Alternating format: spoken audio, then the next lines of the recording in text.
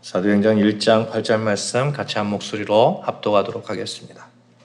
오직 성령이 너희에게 임하시면 너희가 권능을 받고 예루살렘과 온 유대와 사마리아와 땅끝까지 이르러 내 증인이 되리라 하시니라. 아멘. 여러분의 기도와 사랑 가운데 지난 월요일부터 수요일까지 평창 한화 리조트에 있었던 장로교 총회 은혜 가운데 마칠 수 있었습니다.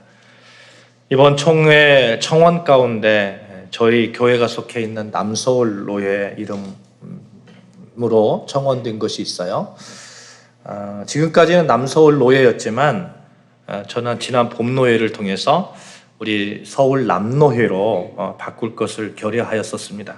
그래서 이번 총회에 그것을 청원하였고 서울 남노회로 허락을 받았습니다. 이제부터 우리 교회는 대한예수교 장로회 서울 남노회 소속 교회입니다. 인도하신 하나님께 영광을 돌립니다. 아멘.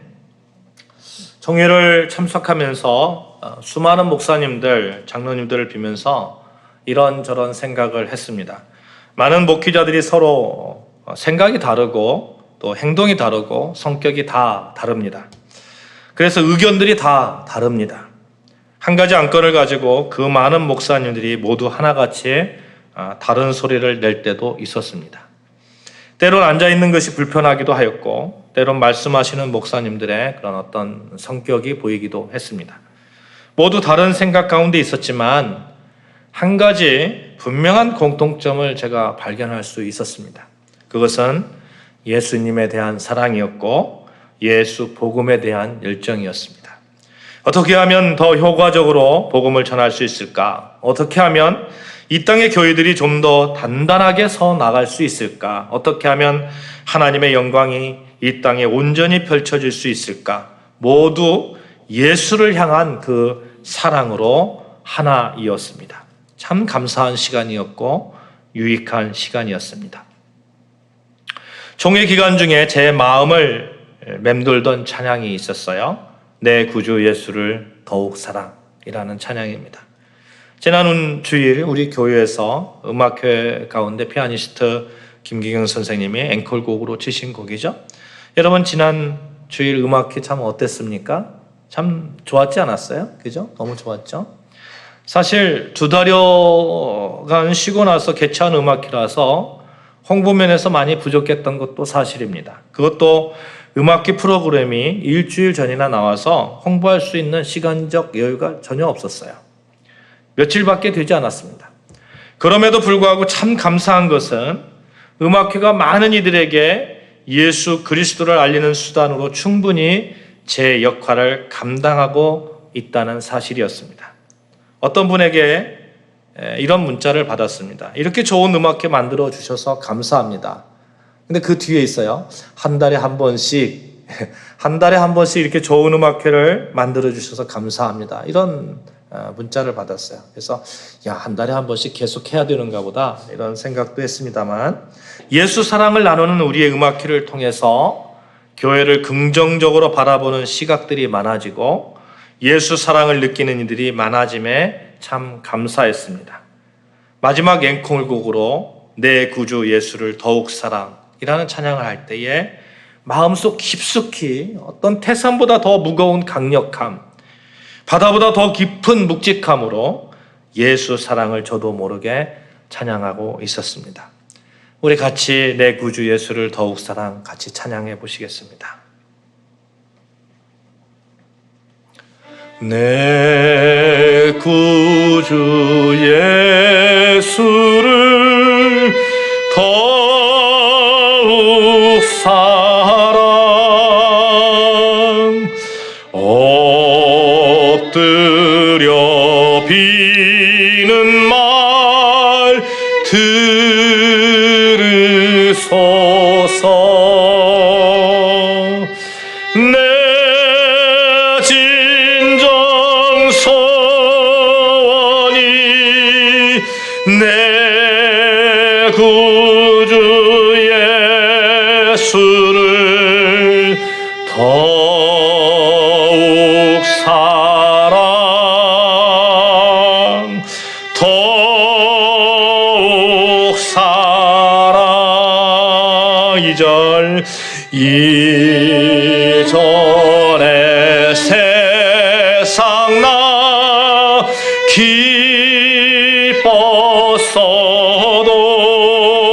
기뻤어도 지금 내 기쁨은 오직 예수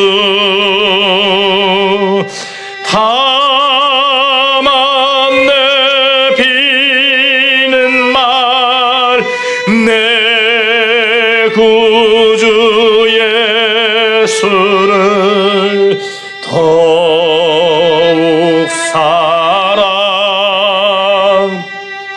더욱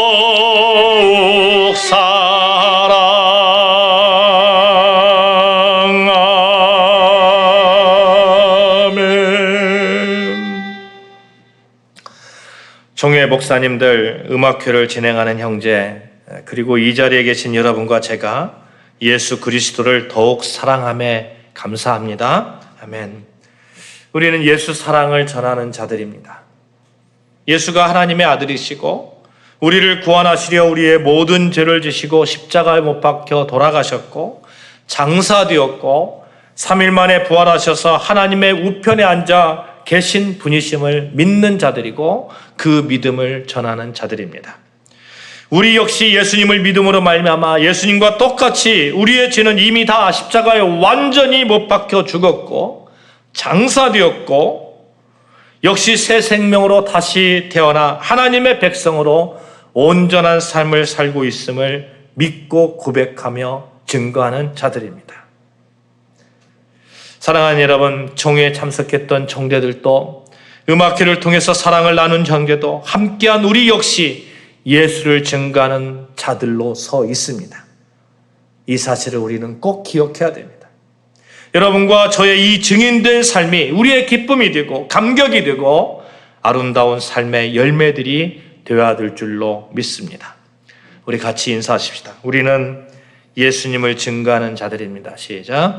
우리는 예수님을 증거하는 자들입니다. 음악을 통해서 모든 삶을 통해서 모든 삶의 영역들을 통해서 우리는 예수를 전하는 자들이라는 것입니다. 오늘 본문 말씀 사도행전 1장 8절에서도 이렇게 말씀합니다. 오직 성령이 너희에게 임하시면 너희가 권능을 받고 예루살렘과 온 유대와 사마리아와 땅끝까지 이르러 내 증인이 되리라 하시니라. 우리는 성령과 함께합니다. 고린도서 12장 3절에 보시면 성령으로 아니하고는 누구든지 예수를 주시라 할 수 없느니라 이렇게 말씀합니다. 우리가 이 자리에서 예수님을 주라 고백하면서 예배를 드리고 있어요. 우리가 예배를 드리는 이 행위는 단순한 행위가 아니라 우리 가운데 이미 성령님이 함께 하신다는 그 강력한 증거가 되는 것입니다.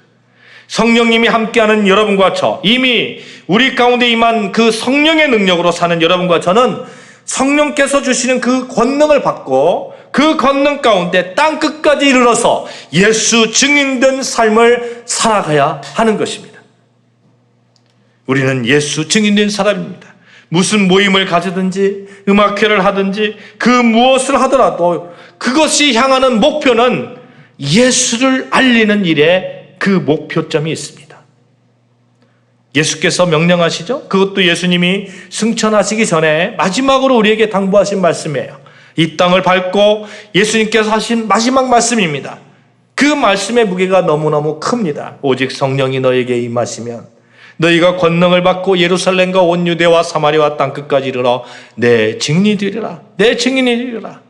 성령이 임하시면, 다시 말씀드리면 예수를 나의 주로 고백하는 자들은 누구나 할 것 없이 내 증인이 되리라. 이 말씀의 무게가 너무 크기에 예수님의 명령을 수행하기 위해서 사도들은 죽음을 각오하고 땅끝까지 이르러 증인이 되었고요. 오늘날에도 그 험한 곳까지 달려나가서 선교하고 있는 것입니다. 사랑하는 여러분, 여러분과 저는 그리스도인으로 살면서 이 예수님의 말씀을 절대로 외면할 수가 없습니다. 그럴 수도 없고 그럴 자격도 없습니다. 여러분과 제가 그리스도인이기 때문에 그렇습니다. 증인의 삶은 그리스도인의 삶과 절대로 떨어질 수가 없습니다. 그리스도인은 예수 증인이고 예수 증인이 그리스도인입니다. 그래서 우리의 모든 행위에 목표하는 것은 결국 예수 증인됨으로 향하는 것임을 우리가 알아야 됩니다. 이 사실을 우리가 믿는다면, 고백한다면 이제는 구체적으로 증인될 삶이 무엇인지 더 깊이 또 자세히 살펴보려고 할 것입니다. 여러분, 증인이라고 하는데 증인이 무엇을 말합니까? 국어사전에 보니까 자기가 듣고 본 사실을 진술하는 사람이다, 이렇게 설명하고 있습니다. 정말 그렇습니다. 증인은 목격자입니다. 헬라어로 증인은 마르티스라고도 해요. 순교자라는 뜻이 있어요. 그러니까 목격을 했고 그것이 너무너무 참 진리이기 때문에 죽음을 각오하고서라도 그것을 증언하는 사람, 이 사람을 증인이라고 합니다. 어떠한 역경, 고통을 감수하고 시련의 상태를 수용하면서까지 죽음까지도 불사하면서 거짓됨이 없는 그러한 증인, 그것을 증인이라고 하는 거죠. 예수 증인이라고 하는 겁니다. 근데 이 증인은 실제로 보고 들은 사실이 있어야 되는 거죠. 그리고 그것을 정확하고 정직하게 기술할 수 있어야 됩니다. 보고 듣고 정직하게 이야기할 수 있어야 되는데 그것이 얼마나 확실하면 죽음까지도 불사하고 그 사실을 증거하겠느냐 하는 겁니다.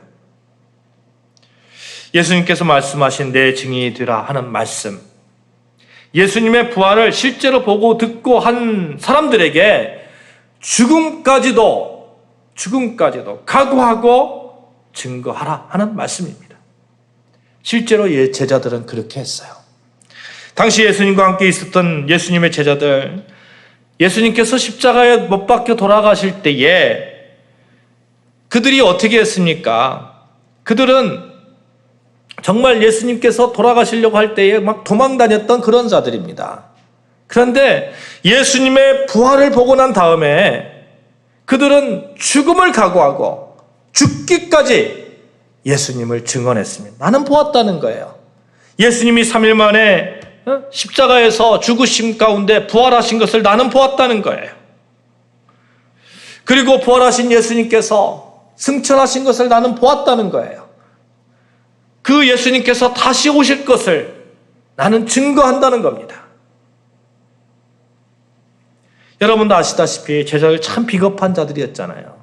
무서워서 도망갔고, 자기에게 해가 될까 봐 도망갔고, 실망해서 도망갔고, 심지어 예수님께 다른 사람들은 다 예수님 버려도 나는 예수님 버리지 않겠습니다 라고 고백했던 베드로조차도 예수님 3번이나 부인하면서 도망갔던 그런 사람입니다. 도망한 이유가 있어요. 예수가 아무런 힘을 못 쓰니까 십자가에서 그냥 죽어갔잖아요. 예수님이 병자를 고치고요, 죽은 자를 나사로 죽은 자를 고치시는 예수님을 볼 때에 제자들은 어떻게 했을까요? 어떻을까요? 야, 예수님 진짜 대단하다.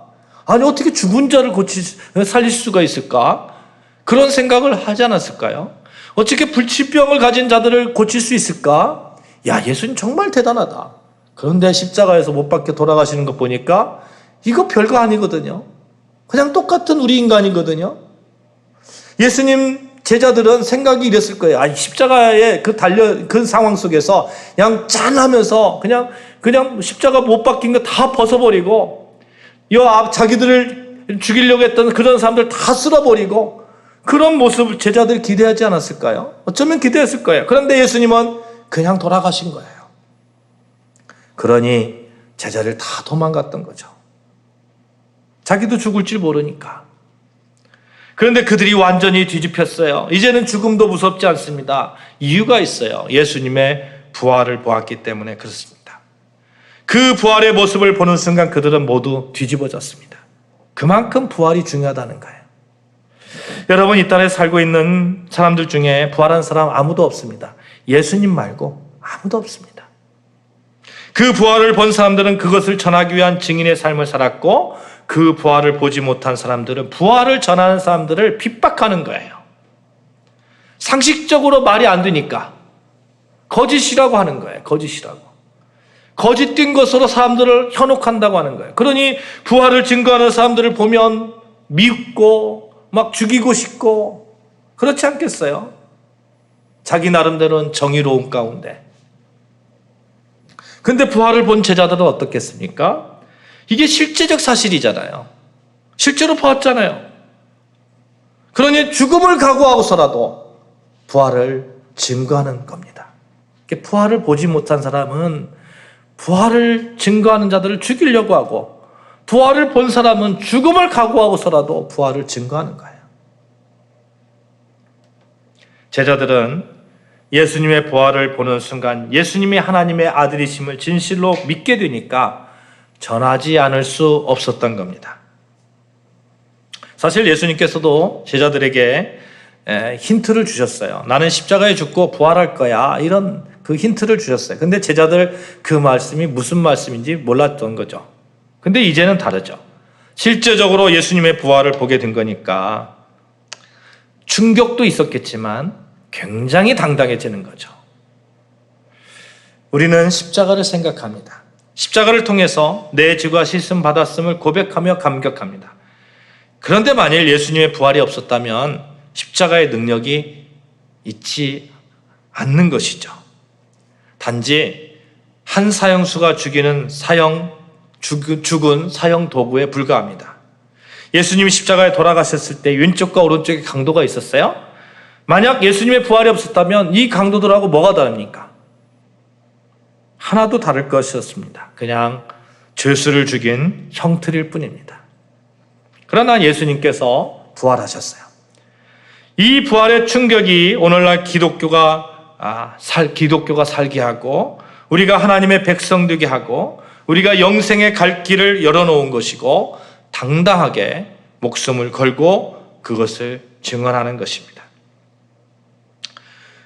부활을 전하는 것이 그렇게 중요하다는 거예요. 초대교회는 예수님의 부활 이야기를 했고, 현재의 교회도 예수님의 부활을 증거하는 겁니다. 미래의 교회도 예수님의 부활을 이야기할 것입니다. 증언할 것이에요. 베드로의 핵심, 야고보의 핵심, 요한의 핵심, 제자들의 핵심의 증언은 나는 부활하신 예수님을 보았다라는 겁니다. 예수님의 제자 12명이 다 보았고요. 일시에 500명의 사람들이 예수님을 보았습니다. 이들은 실제로 보고 들은 부활의 증인입니다. 그러니 예수 부활을 증언하는 자로 전혀 문제가 없었고, 죽음을 각오하고 또 죽어가면서 예수의 부활을 증언했습니다. 그러나 현대를 살아가고 있는 여러분과 저의 문제입니다. 예수 부활을 실제로 보지 못했다는 거예요. 보지 못했습니다. 그런데 어떻게 예수 증인이 된다는 것인지 도저히 이해가 가지 않습니다. 증인이라는 말의 뜻이 보고 들은 사람이다 이렇게 얘기하는데, 보지 못한 사람에게 그리스도인이라면서 부활을 예수 증인이 되라고 합니다. 보지 못했는데 어떻게 증인이 될 수 있느냐 하는 거예요. 여러분, 바울이라는 사람이 있잖아요. 바울이라는 사람. 이 사람이 부활을 전하면서 순교한 사람입니다. 예수님의 12 제자와 다르게 부활하신 예수님을 제자들과 함께 보지 못했어요. 부활하신 예수님의 실제적으로 그렇게 보지 못했습니다. 승천하신 것도 보지 못했어요. 도리어 부활을 증언하는 사람들을 죽이려 했던 사람입니다. 왜 죽이려 했습니까? 그것이 전혀 이해가 되지 않고 합리적이지 않고 믿을 수 없고, 그래서 하나님을 모욕한다고 보았기 때문에 그렇습니다. 그런데 이 바울이 어느 순간 예수님의 부활을 증언한다는 거예요. 증인된 삶을 삽니다. 바울이 다메섹이라는 곳에 예수 믿는 사람들을 핍박하여 가던 중에 성령을 통해서 부활하신 예수님을 보게 된 거죠. 이 사건이 너무나 중요한 거예요. 바울 또한 보았다는 거예요. 바울 또한. 예수 부활을 보았다는 겁니다. 증인이 되었다는 거예요. 무엇을 통해서요? 성령을 통해서 예수 부활을 보게 된 거예요. 당신들만 본 것이 아니다. 나는 성령을 통해서 부활하신 예수님을 보게 되었다. 이 놀라운 사건을 통해서 바울 역시 제자들과 같이 그의 인생이 뒤집어졌고, 예수를 핍박하던 사람에서 예수 부활을 전하는 증인된 자로서 순교까지 감수하면서 그 진실된 사건을 전하는 인생의 대전환이 있었던 겁니다. 나도 본 사람이라는 거예요. 너만 보지 않았다는 거예요. 제자들 12제자들에게 너만 봤냐? 나도 봤다는 겁니다. 바울이 어떻게 증인되었습니까? 성령을 통해서 부활하신 예수님을 보게 되었다는 것. 이 사실이 우리에게 시사하는 바가 너무나 큽니다. 사랑하는 여러분, 여러분과 저의 삶 가운데 성령의 은혜가 늘 넘치고 있음을 고백합니다. 아멘. 그래서 성령을 통해서 보아야 될 것을 보고 들어야 될 것을 듣는 놀라운 세밀한 간섭이 있음을 믿습니다. 무엇을 듣느냐, 무엇을 보느냐에 따라서 그 사람의 삶이 결정됩니다. 제가 음악을 이렇게 막 듣잖아요. 음악을 막 듣는데 그 음악을 어떤 음악을 듣느냐에 따라서 그 사람이 결정되는 것 같아요. 그 사람을 알 수 있는 것 같아요.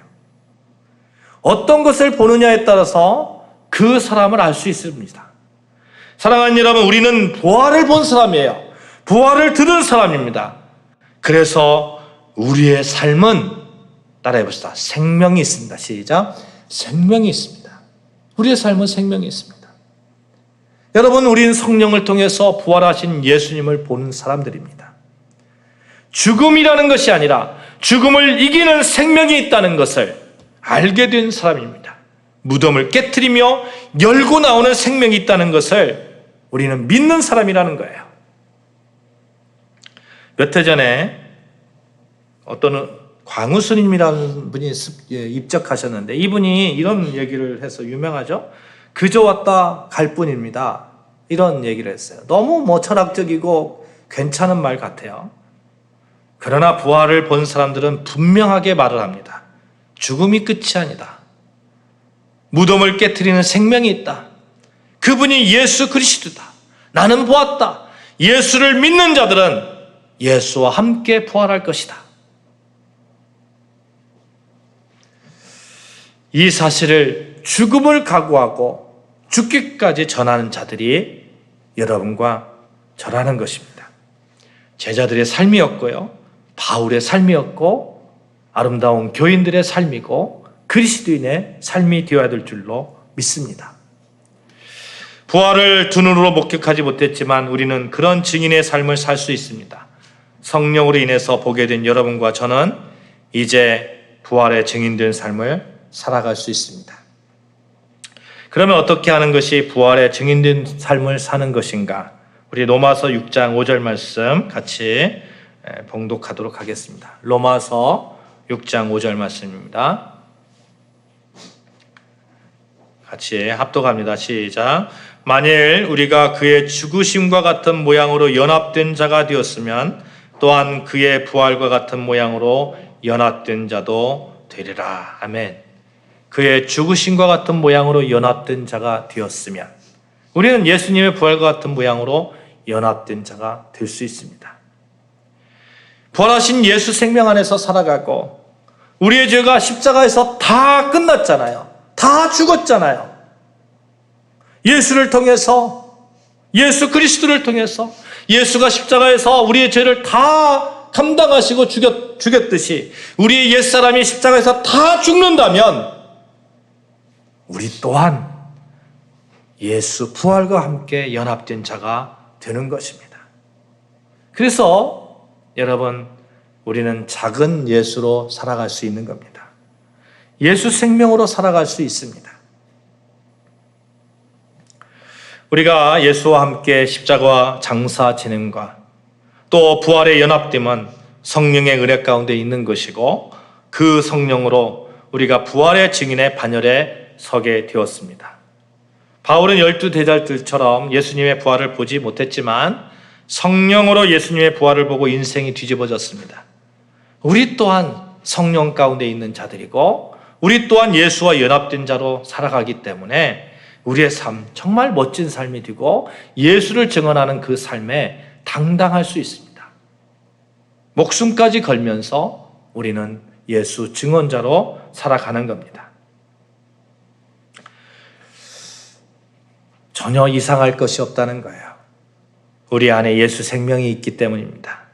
예수와 연합된 자로 서 있기 때문에 그렇습니다. 보지는 못했지만 부활한 예수와 연합된 자니까 부활의 증인으로 완전한 자격이 있습니다.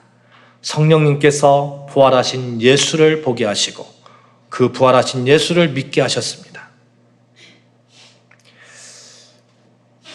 빌립보서 1장 27절 말씀 제가 읽겠습니다. 오직 너희는 그리스도의 복음에 합당하게 생활하라. 어느 성경의 공동번역에서는 여러분은 그리스도의 복음을 받은 사람답게 생활을 하십시오. 문자적으로 옮기면 그리스도의 복음에 합당하게 여러분의 시민권을 행사하십시오. 이런 얘기입니다. 그리스도인이 된다는 것은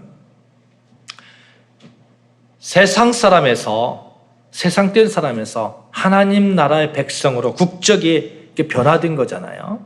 그 국적이 변화된 사람으로서의 그 시민답게 생활을 하라. 그것이 복음에 합당한 삶이고 그것이 예수 증인된 삶이 되는 것이죠. 바울도 에베소서 4장 13절에 우리가 다 하나님의 아들을 믿는 것과 아는 일에 하나가 되어 온전한 사람을 이루어 그리스도의 장성한 분량이 충만한 데까지 이르리니 온전한 자, 그리스도의 장성한 분량까지 이루어 가는 자, 그 모습을 증언하는 거예요. 그것이 예수를 증언한 자의 삶임을 믿습니다. 그래서 여러분과 저를 보면서 좀 예수가 보인다, 예수님을 믿고 싶다, 예수님은 어떤 분이실까? 사람들이 여러분과 저를 통해서 그렇게 예수와 가까워지는 그러한 일들이 일어나야 됩니다. 우리의 음악회를 통해서도요, 또 우리의 삶을 통해서도요, 교회가 어떤 곳인가? 예수님이 어떤 곳인가? 어떻게 저렇게 아름다운 음악을 할 수 있을까? 어떻게 저런 그 순수한 마음, 믿음을 가지고 예수님을 찬양할 수 있을까? 사랑하는 여러분, 말씀을 맺겠습니다. 음악을 하고 찬양을 하고 금요 집회를 하고 모여서 회의를 하고 그 모든 일들 가운데 우리는 우리가 그토록 사랑하는 내 구주 예수가 증거되어야 될 줄로 믿습니다. 그러기 위해서 예수님과 연합되어진 삶으로 나도 역시 십자가에 죽고 장사되고 부활된 그런 사람으로 예수와 연합된 증인된 삶을 살아가고 있음을 늘 기억하면서 나를 통해서 예수를 보여주시는 그런 삶을 사시기를 바랍니다. 그렇게 살 때에 성령께서 능력을 주시고 예수의 장성한 분량까지 나아갈 수 있는 그 길을 열어주시고 그렇게 도와주시라고 믿습니다. 예수 증인에게는 성령께서 탁월한 능력을 주실 것입니다. 기도하시겠습니다.